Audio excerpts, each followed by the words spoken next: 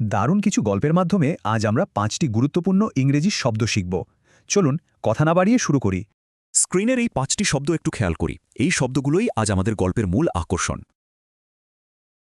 Naim object বা অত্যন্ত করুণ দারিদ্র্যের মাঝে বড় হয়েছে ঠিকই, কিন্তু সেটা তার স্বপ্নকে থামাতে পারেনি।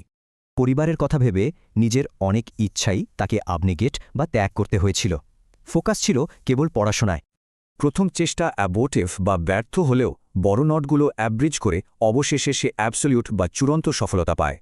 এখন ছোট্ট একটা বিরতি নিচ্ছি। ছকটি দেখে শব্দগুলোর অর্থ আরেকবার দ্রুত স্মৃতিতে গেঁথে নেওয়া যাক।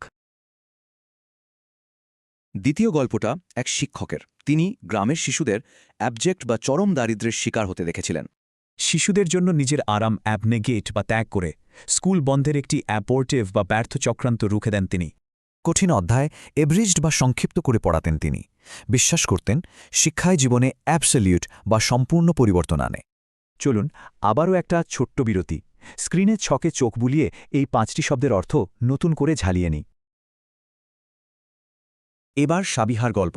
অতীতের অ্যাবোর্টিভ বা ব্যর্থ অভিজ্ঞতা এবং অ্যাবজেক্ট বা নিকৃষ্ট নেতিবাচক চিন্তা তাকে পিছিয়ে রেখেছিল।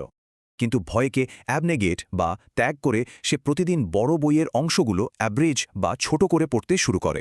আর মাত্র কয়েক মাস পরেই এই গভীর একাগ্রতা আর নতুন কৌশল তাকে প্রতিযোগিতায় প্রথম স্থান এনে দেয়। লাইক আর ফলো যেমন কন্টেন্ট বানাতে উৎসাহ দেয়, তেমনি গল্প লেখাটা শব্দগুলোকে একেবারে চিরতরে মস্তিষ্কে গেঁথে ফেলে।